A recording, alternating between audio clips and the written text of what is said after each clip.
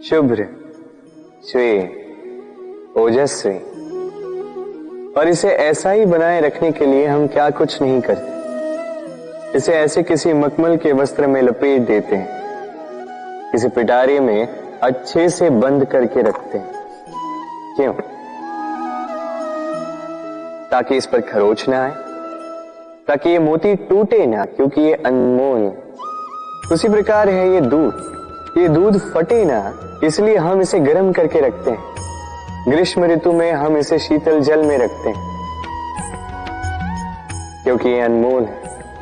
ये दोनों अनमोल है और इसलिए हम इसे सहेज कर रखते हैं। दूध हमारे तन को और पुष्ट करता है, उसी तन की सुंदरता बढ़ाते हैं ये मोती। अब मोती और दूध की ही भांति होते हैं हमारे अपनों के मन। इन्हें भी हमें सहेज कर रखना चाहिए, इनकी रक्षा भी हमें करनी चाहिए। मीठे वचन, स्नेह, आदर पूर्ण व्यवहार से इन्हें सहेज कर रखें, क्योंकि जैसे एक बार यदि दूध फट जाए तो पुनः उसे ठीक नहीं किया जा सकता। एक बार यदि मोती टूट जाए तो कुछ भी कर लो उसे पुनः नहीं जोड़ा जा सकता। उसी प्रकार एक बार मन में भेद हो जाए तो उसे पुनः पूर्व स्थिति में ले जाना अत्यंत कठिन होता है। मन के मतों में भेद हो सकता है, किंतु मन में भेद नहीं होना चाहिए। इसलिए अपनों के मन सहेज कर रखें, क्योंकि ये अत्यंत अनमोल होते हैं। ये मटकी देख रहे हैं आप, इसमें जल रखा जाता है। जल जो शुद्ध रहता है, शीतल रहता है, जल जो प्यास बुझाता है। पर सोचिए, यदि इस मटकी की माटी ठीक ना हो, यदि इसे भली प्रकार रौंदा ना गया, आकार देकर इसे अग्नि पर ठीक से पकाया ना गया हो, तो क्या होगा?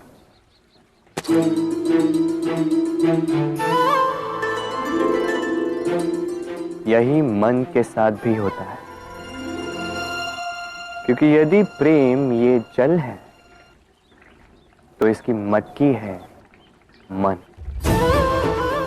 मन रूपी पात्र में यदि विश्वास की माटी ना हो, यदि आंसुओं से उसे भिगोया ना गया, समय रूपी कुम्हार ने उसे आकार ना दिया हो और परीक्षा की अग्नि में उसे पकाया ना गया हो, तो प्रेम मन में नहीं ठहर सकता।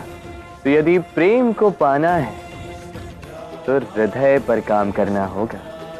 संसार में हर एक व्यक्ति कुछ बड़ा कार्य करना चाहता है, कुछ ऐसा जो संसार में कभी किसी ने नहीं किया। ऐसे पद पर पहुंचना चाहता है जहां संसार में कभी कोई पहुंच नहीं पाए, और कुछ ये करने में सफल भी हो जाते, किंतु कुछ है जो असफल हो जाते।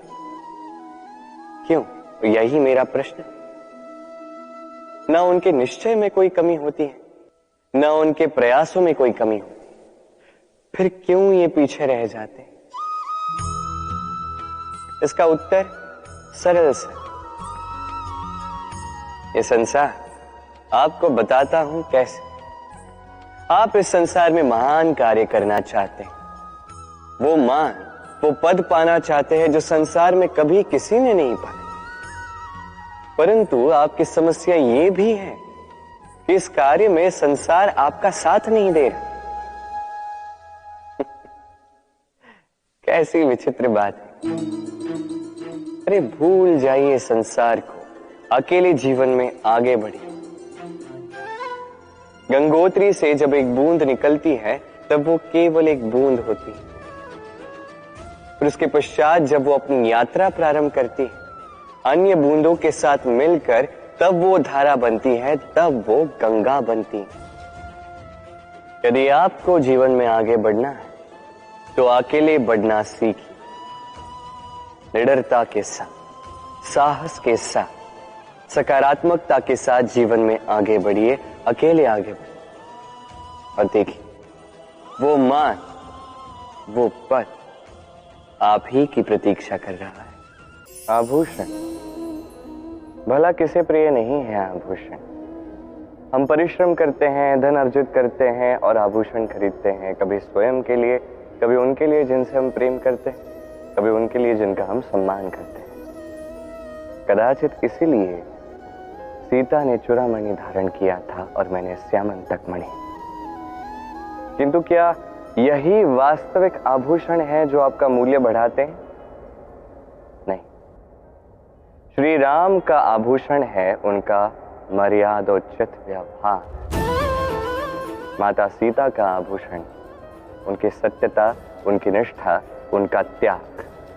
अर्जुन का आभूषण था उसका एकाग्र चित्त। राधा का आभूषण उसका प्रेम। ये आभूषण और कहीं नहीं, मन में है। यदि आपके मन में मिठास है, चमक है, सत्यता है, निष्ठा है और प्रेम है, तो आपको और किसी आभूषण की आवश्यकता नहीं। आप जिस भी भीड़ में जाएं, आप चमकेंगे। मुझे संगीत अत्यंत प्रिय है। मेरी बांसुरी की धुन मेरे मन की शांति और प्रेम का प्रतीक है। इसलिए जो भी व्यक्ति मेरी बांसुरी की धुन सुनता है, उसे उसी शांति और प्रेम की अनुभूति होती है। बस यही तो सीखना है। जब भी जीवन में हम कोई कर्म करें, तो मन में सकारात्मकता का भाव होना चाहिए, मन में प्रेम होना चाहिए। यह अत्यंत आवश्यक है। यदि आपके मन में घृणा, द्वेष, क्रोध, ईर्ष्या ये सब भाव है और आप कर्म कर रहे हैं, तो आप यही भाव संसार में फैला रहे हैं। आपके आसपास के लोग इसी का अनुभव करेंगे, इसी का अनुसरण करेंगे। यही भाव है जो आपको आसपास देखने मिले। इसी स्थान पर यदि मन में प्रेम हो, सकारात्मकता का भाव हो, सत्यता हो, करुणा हो, तो ये वो भाव हैं जो आप संसार में फैला रहे हैं। इसे भी लोग अनुभव करेंगे, इसका भी अनुसरण करेंगे। आपके आसपास आप कौन से भाव देखना चाहते हैं, चयन आपका है। अभी के लिए आइए और मेरे साथ प्रेम से कहिए, राधे राधे।